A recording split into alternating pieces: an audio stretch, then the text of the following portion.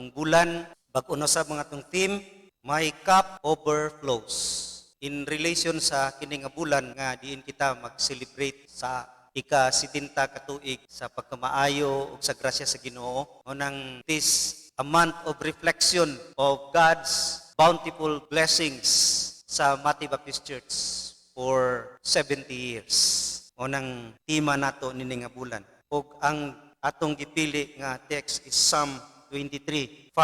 Ang Psalm 23, ang the whole chapter, unom raw na ka bersikulo, pero dako kaayo mensahe sa atong kinabuhi. Di nako si piaton ang basahon gid nato ang buok Salmo 23 kay dili ma-miss no ang tibok Psalm. Although ang atong focus is ang verse 25, pero ato yung lakbiton. Kasagaran gyud memorize ani. Gani sa una mag-contest na gani og memory verse. Mao gid dayon among iuna kay lamang nakadaan kay unom ka verses. Ana kay unom nga memory verse kay 1 to 6 man. So Psalm 23, 1 to 6 ingon diha, a Psalm of David, the Lord is my shepherd, I shall not be in want. He makes me lie down in green pastures. He leads me beside quiet waters. He restores my soul. He guides me in path of righteousness for His name's sake. Even though I walk through the valley of the shadow of death, I will fear no evil, for you are with me. Your rod and your staff, they comfort me. You prepare a table before me in the presence of my enemies. You anoint my head with oil. My cup overflows. Surely goodness and love will follow me all the days of my life, and I will dwell in the house of the Lord forever. Kinigani nga Psalm gina-print yun ni, ginabutang sa mga door sa panimalay kay kana nga Salmo, the most cherished passages in the entire Bible, Psalm 23. O ang atong focus is kanang 23:5, kanang word diha, my cup overflows. Mag-awas-awas ang kupa. Ang akong kupa, baso no cup, mag-awas-awas. Mag-awas-awas sa panalangin sa Ginoo. It refers to our life. Ang cup diha kupa, ang baso mo ang atong kinabuhi nga mapuno. Mag-awas-awas gyud ang atong kinabuhi sa mga panalangin sa Ginoo. It doesn't only mean material, kundi tanan nga panalangin sa atong kinabuhi nga gikan diha sa Ginoo. Mag-overflow ang gugma, ang joy, kalipay og peace. Puno fullness, mag-awas-awas, not only material blessings, but also spiritual blessings, emotional well-being, and sense of peace and contentment. O nang nindot yun kaayo ning Salmo 23, versikulo 5. And looking at the author, ang nagsulat ni ining Salmo, si Haring David, siya gyud ang mas may dako kaayo nga testimonyo sa grasya o kamaayo sa Ginoo, kining mo-overflow bitaw nga grasya. Siya gid ang nakasinati nini. Og makita nimo kanang tibuok salmo pila na ka chapter, sobra 100 nga chapter sa Psalm. Murag katunga diha si David ang nagsulat niya na. He wrote half of the Psalms. Gisulat niya pud ni kadtong during sa iyahang paghari. Also kanang maghinapos na ang iyahang pagkinabuhi. Kay kanang ingon diha, you prepare a table before me in the presence of my enemies. Sa katong bata pa siya mga enemies. Sa ato pa, depend down niya nga bersikulo, katong humana siya naka-experience siya mga kaaway. So si David yun, ang dako nga testimonyo ni ini, ug maka-explain pag maayo sa grace, sa goodness, sa faithfulness sa Ginoo sa iyang kinabuhi nga siya gyud ang tao nga nag-awas-awas ang iyahang grasya. Nag-awas-awas no ang iyang kinabuhi, bountiful blessings sa kinabuhi ni David. Unya nasayod gyud siya. Kay siya shepherd man sa iyahang pagkabata, nagatiman og makarnero, sayod gyud siya unsay relasyon sa shepherd ug sa sheep. Una maka-explain ug maka-express gyud siya maayo niini nga salmo. So si David, makita nimo ang iyang involvement kayod sa flock. Nag-enable kaniya, pen down this verse, Psalm 23. O describe niya, ingon siya, how blessed no I am. Pagka mahigid ang Ginoo, blessed ko niya, nga beyond anything he deserved. Di siya deserving niya na, no? Taliwala gani sa iyahang pagkasala kang Bathsheba, bisag taliwala sa mga consequences nga nasinati ni David. So makita nimo siyang kinabuhi nga siya nahimong hari, it was by the grace of God. Siya nakapatay kang Gulayat nga higante, it was the grace of God. Grasya gina sa Ginoo. Unang tanaw na to, dinhi ang tulo ka butang nga naga-express ni ini nga word nga my cup overflows. Number 1, the reason nganong ang atong kinabuhi mag-awas-awas man. The reason sa kinabuhi ni David nganong nag-awas-awas og panalangin ang iyang kinabuhi. Sa atong verse Hindi, you prepare a table before me. Ang rason una is ang immeasurable love sa Ginoo. Dili masukod ang iyahang gugma ug diha na makita sa iyahang provision. Sa iyahang gi-provide sa kinabuhi ni David. Nakita gyud na diha God's bountiful heart, his generous heart, dili gyud matupngan ang iyahang gugma. His love knows no limit. Walay limit ang iyahang gugma. Ug gusto gid niya ang matag usa kanato ma-experience gyud sa abundant life. Mo ganin niya ni sa John 10:10 siya, I have come that you may have life and have it to the full. Puno yun nga kinabuhi. Tanan area sa atong kinabuhi. Health, job, finances, social life. Puno tadiha sa panalangin sa Ginoo. Sobra pa yun. God doesn't give us what we need, but He give us more. Sobra pa ni Ana. Siya ang gracious nga host. Tanaw nimo diha kanang you prepare a table. Naghisgot man ni og kanang mga naimang nga kumbira ang host, prepare gid na og long table, labi na kanato karon ng kasal no, long table. Kung makita nimo dinhi sa Salmo, ang katuyuan sa table is i-prepare gyud ang mga guest, labi na katong mga importante nga guest aron sila busog og makarest diha sa table. So nag-supply ang table og nourishment, energy, comfort and wholeness. Unang kining table nag-represent pud ni nga open gigamit ato ang table for eating, for writing, for working. It means represent the symbol of God's provision no, sa atong kinabuhi nga makaangkon kita nourishment and fulfillment sa atong mga pagkinahanglan tanan. Ang host mag-set gid og table. Ug ingon dinhi kinsay mag-set og table, ang Ginoo siya, you prepare a table before me. Siya nag-set og table for our rest and nourishment. Ug ang host, ang Ginoo, super gyud nga generous. Siya ang host nga di way makatupong kaniya. Dili sa ordinaryo nga host sa usa ka party. Super host yun siya. Kay he goes above and beyond, lavishly care sa iyahang mga katawhan. Ngunang gracious kay siya nga mo-provide sa dako nga kumbira. Nga puno yun na sa bisag unsang klase-klase nga pagkaon. Na iban party nga mo-attend ka, labi na pista, di ka kahurot o tilaw sa klase-klaseng putahe, di ka kahurot, mabusog na ka. Ngunang ingana ka generous o gracious ang atong host ang Ginoo. Because Christ, siya ang atong shepherd, we have all things in Him. Ingon diha sa Romans 8:32, He who did not spare His own Son, but gave Him up for us all, how will He not also, along with Him, graciously give us all things? Pamagani niya gi-spare ang iyang anak, aron malansang sa cross alang sa atong mga sala, labi na kining atong mga pagkinahanglan. Dili ma-compare. Simple ra kayong ubang butang. Kay iya ganing gihatag ang iyang bugtong anak, labi na sa diha. Graciously gives us all things. Tungod kay diha kang Kristo ang tanan. So diha nato makita ang iyang dako nga gugma sa iyang paghatag sa iyang bugtong anak nga nato. Mao pud na sa parable sa prodigal son, nagpakaulaw ang prodigal son, nagwaldas-waldas sa iyahang kwarta, pero pag uli sa balay sa amahan, gipreparahan gyapon long table. Grabe ka gracious ang Father. Mao na nga atong gracious and generous host. Tungod na sa iyang dako nga gugma nga ni kanato. Immeasurable, dili ma-measure. Sobra gyud ang iyang gugma. Then also kaduhang rason is because of His infinite power. Ug makita na sa iyang protection nga ni kanato. Protection ni kang David, ingon siya, you prepare a table before me in the presence of my enemies.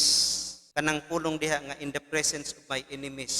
Makakaon ba ta kung gipalibutan tag mga tao nga gusto ta patyon?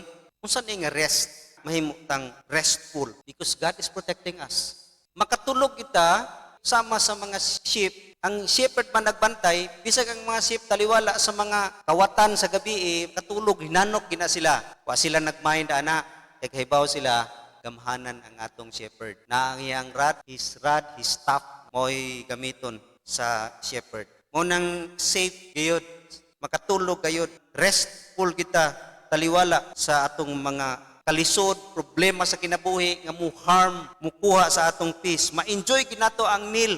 Unay nindot kaayo nga ipadayag sa Ginoo diha, tungod kay we have His protection. No one can harm us nga dili niya kabubuton. Nindot kaayo na nga experience sa kinabuhi ni David. Si David makita nimo experience diyan. Kung sa verse 4 atong basahon sa Psalm 23, even though I walk through the valley and the shadow of death, I will fear no evil. Si David, grabe ang iyahang valley. Grabe iyang na-experiencehan diha sa walk through the valley of the shadow of death. Sa iya pa ang pagkabatanon nga siya mahimong king. Di gyud gusto si Saul nga siya ang pulis. Ginaplanuhan gid siya patyon. Apit na gina siya gipatay pero wa magid kapatay si Haring Saul sa yaha. Si Saul panon namatay. Ang kang Gulayat, bali of death, kadako sa kalaban kagamay niya. Siguro si litkan ni Gulayat patay siya. Pero nagmudaogon siya. Labi na gayud katong mga panahon nga siya experience sa consequences sa iyang gibuhat. Ang iyahang mga anak nagrebuilde sa iya, si Absalom, ginaluto siya, gusto patyon, valley of death. Grabe ang experience sa life ni David nga makaingit siya.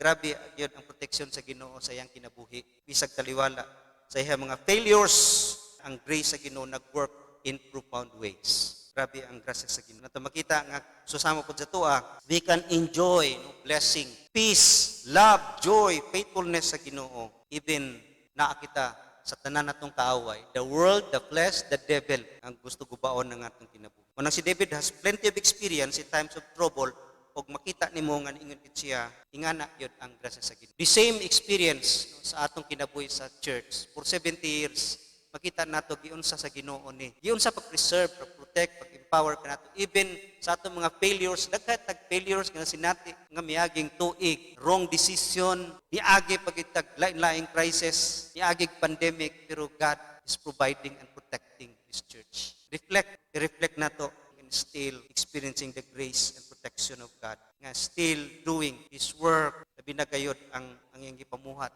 through us, no, pinaagi sa church, sa mga prutas nga atong nasinati. Even when we are at our lowest, God's grace shines the brightest. God can spread a table in the wilderness. Kinipita mga Israelitas, maduduhaon og kapangutana sa Ginoo labi na katong gidala na sila sa wilderness. Ingon sila, they will fully put God to the test by demanding the food they crave. They spoke against God saying, can God spread a table in the desert?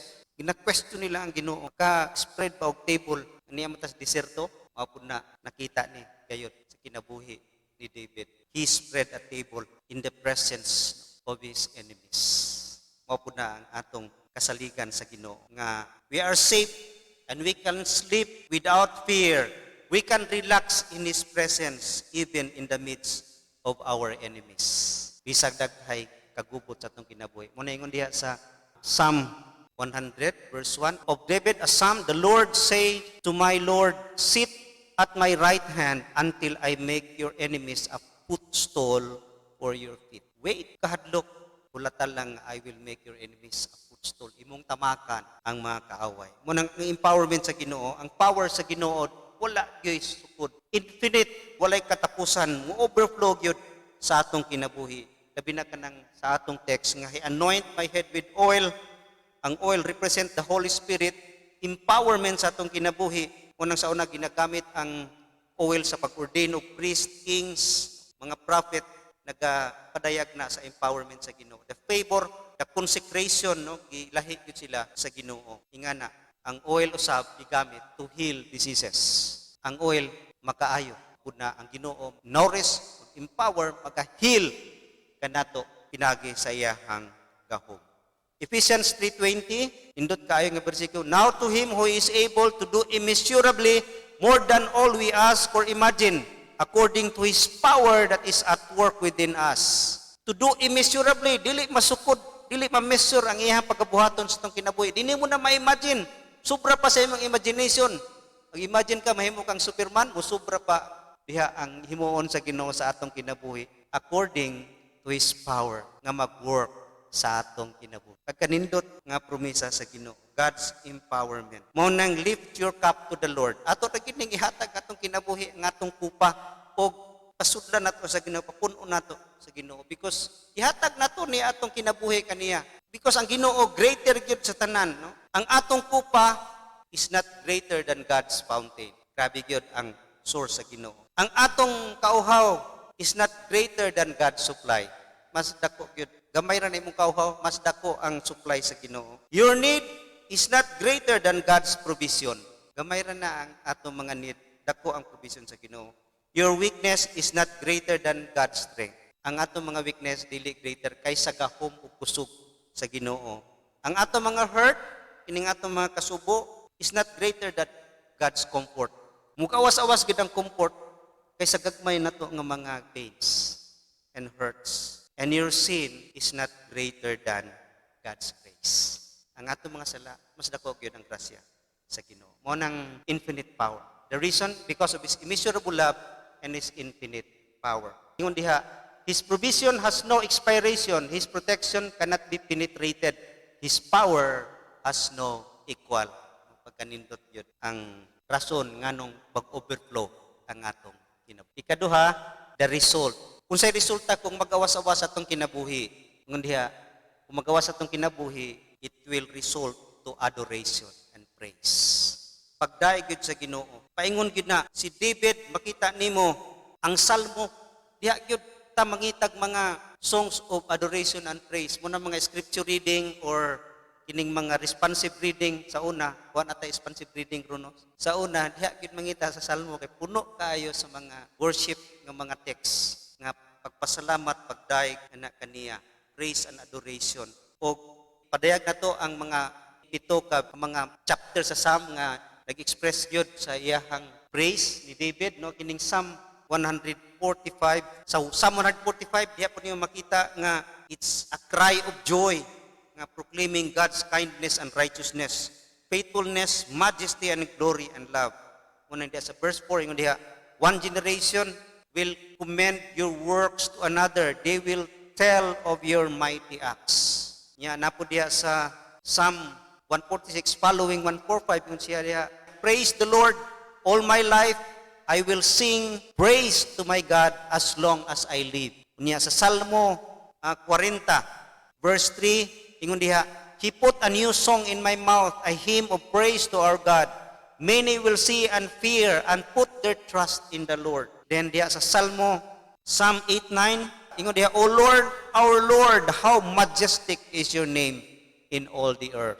Unya diha pod sa Psalm 65:8 ingon diha, those living far away fear your wonders, where morning dawns and evening fades, you can call forth songs of joy. The Psalm 98:4, shout for joy to the Lord, all the earth, burst into jubilant songs with music. Nga bisan pa ang nature patong pagsulod ni Jesus sa Jerusalem, triumphal entry, gidaig sa mga tao, gibutang ang mga lukay diha, na iningon nga paundangan na, ingon si Jesus, di mapaundang kay bisag mo undang na sila ang mga bato mo praise, bisag ka na mga bato mo daig na.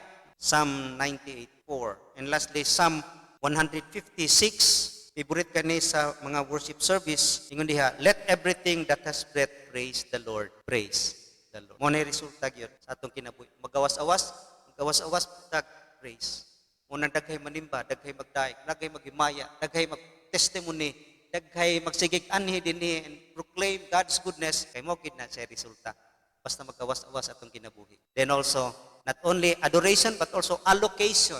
It means nga magawas-gawas atong kinabuhi, ma-distribute pud ni sa uban. Ingon diha sa Psalm 67:1-3, ingon diha, from the director of music with stringed instruments, a psalm, a song, may God be gracious to us and bless us and make us His face shine upon us, Selah, that your ways may be known on earth, your salvation among all the nations. May the peoples praise you, O God. May all the peoples praise you. So, kung mapuno ato kinabuhi mo overflow ni o muadto no ma-distribute ngadto sa uban. Daghay mapanalanginan kunang we are blessed to be a blessing. Panalanginan ta sa Ginoo o daghay mapanalanginan usab. Kay moawas man gyud ngadto sa uban. Moawas sa atong pamilya, sa atong mga neighbors, silingan, sa atong mga co-workers, ug labi na gyud sa tibok kayod iglesia. We are a channel of blessings to others. Kita maka-bless. Pinagi sa atong time, talent, treasure, resources, we can bless others by our compassion. Mo na resulta. And lastly, unsay requirement? Napay requirement para mag-overflow atong kinabuhi. God can bless us abundantly. Pero na yung mga principles nga angay natong maangkon. Unsay sekreto ni David nganong nag-overflow ang iyang kinabuhi? Una, mo ni his dependence to the shepherd. Dependent kayod siya sa shepherd. Ang iyang trust, ang iyang pagsalig kayod sa shepherd, nga totally dependent yun siya. Nagsunod ra gyud siya sa shepherd. Nagka-follow ra gyud siya, nagka-obey sa shepherd. Manaingon siya diha sa verse 1, the Lord is my shepherd, I shall not be in want. Kang David gideclare niya nga, the Lord is my only shepherd, wa nay lain. Siya ra gyud akong gisunod. Wa niya gisunod iyang kaugalingon, wa niya gisunod ang ubang tao, wa niya gisunod ang kalibutan. Wa siya ni conform sa kalibutan, totally dependent nagasunod na siya sa Ginoo. Unang total lordship of Jesus Christ atong kinabuhi as our shepherd. Ningon si Jesus, I am the good shepherd. Ako ang maayong magbalantay sa karnero. I know my sheep and my sheep follows me. Ang mga sheep nako kailan ako ug ang mga sheep muuban ginako. Muuban bisag asa. Nganong daghay di ka-avail sa blessing sa Ginoo because daghay sheep nga dili muuban. Mo na ganining gitawag ni usahay nga naay mga lost sheep. Ikaw usay sa imong pamilya, lost sheep ka. Tanan imong mga igsuon nagsunod sa Ginoo. Inyo sa ingnon ta usay black sheep. Ikaw gi black sheep sa family. Sa ako na ing nanana sa una, black sheep. So daghay di ka-avail, di maka-enjoy sa privilege sa abundant blessing tungod kay naay mga karniro gyud nga maghimo-himo ra gilaha. Daghay mga karniro nga di uban di ka dungog. Mo na paingon sa shepherd. Dirita kay dinner pasture dito nindot kayo ang sipsibanan wa man minaw. Himo-himo giya kay nindot daw diha. Mao na dili totally submissive, obedient. Wa gyud di gyud niya shepherd. Wa gyud siya na-acknowledge nga you are my shepherd. Everything no area sa akong kinabuhi musunod gyud ko kanimo bisag unsa nga circumstances. Mo nang si David confident kayo kay nagtrust ra siya og nagadepend gid sa Ginoo. Mo nang he can fight with Goliath ingon siya, I will fight you because wala man ko nag-fight sa akong kalingon. I am fighting you in the name of God nga imong ipasipadan. Una sayod si David magmadaogon gid siya. Grabe ka confident kay siya nga mudaog kang Goliath because he totally submitted to the lordship of God nga mao ang iyang shepherd. Siya shepherd ug nasayod siya unsa gyoy shepherd ug unsay bad sheep ug dili mo ubay nga sheep. Mo nang ingon siya ang confidence siya nasayod siya sa iyang shepherd. Iya ging gi-place ang iyang trust and hope, no? Ang iyang hope siya ingon mudaog unta ko kung dili kahibaw gid siya nga mudaog siya kang Goliath. Mo nang confidence si David tungod kay nasayod siya sa iyang kinabuhi nga nakita na niya ang pagpamuhat sa Ginoo siyang kinabuhi kaniadto. Mo nang unsa may mahitabo hibaw siyang mudaog gid siya. Mo nang his dependence no to the shepherd. Mo na usa na sekreto. Kaduha niyang sekreto, his deep relationship with the shepherd. Grabe ang iyang relationship. Lawom iyang relationship sa Ginoo. Ingon diha tanawa ra gud sa Acts 13:22. After removing Saul, he made David their king. He testified concerning him, I have found David, son of Jesse, a man after my own heart. He will do everything I want him to do. Siya ang gitawag sa Bible nga a man after God's own heart. Burito siya sa Ginoo kay hugot naagid sila lalom nga relasyon sa Ginoo. Muna nag-overflow ang kinabuhi ni David because puno siya sa presensya sa Ginoo. Puno siya sa Ginoo tungod kay diha sa relasyon, no. Muna ingon diha sa parable sa vine and the branches sa John 15 nga we are the branches. He is the vine. Kung unsa ka mo dikit sa vine, mas ang iyahang energy, nourishment, mga minerals, vitamins gikan sa vine, mapuno ang branches ug muawas kini og prutas. Mapuna ang sa kinabuhi ni David nga ang iyahang time, spending time with God in prayer, in reading His Word, praising, exalting, worship, confessing. Diha gyud nagtubo ilang relasyon nga diha siya nakakuha og mga vitamins aron mahimong mag-overflow sa iyang kinabuhi. Grabe iyang relationship. Ang relationship ni bunga kini sa pag-awas-awas sa iyang kinabuhi. David is thirsting after God. Grabe ang iyang kauhaw gyud sa Ginoo. Ingon diha siya, for the director of music, a maskil of the son of Korah, as the deer pants for streams of water, so my soul pants for you, O God. My soul thirsts for God, for the living God. Where can I go and meet with God? Makita nimo ang kalalom siyang relasyon kay uhawon gid siya og dili maka-experience sa Ginoo. Always siya wara siya deer usa nga uhaw nga mangita gyud river.